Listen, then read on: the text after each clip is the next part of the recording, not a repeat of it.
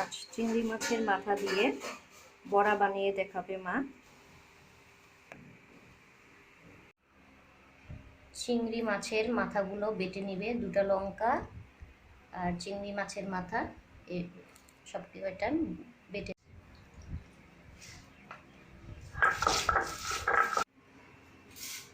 এখানে পেঁয়াজ কুচি করে রেখেছে আর অল্প চাল বেটে নেবে, মাথাগুলোর সাথে চালগুলো বেটে নেবে।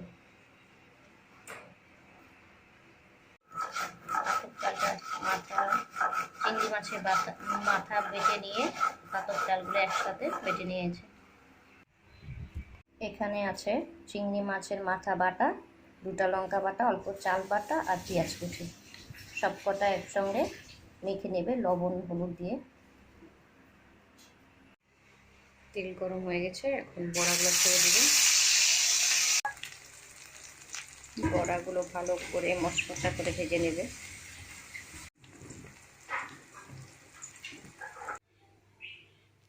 এভাবে চিংড়ি মাছের মাথায় বড়া করে খেয়ে দেখবেন কেমন লাগে।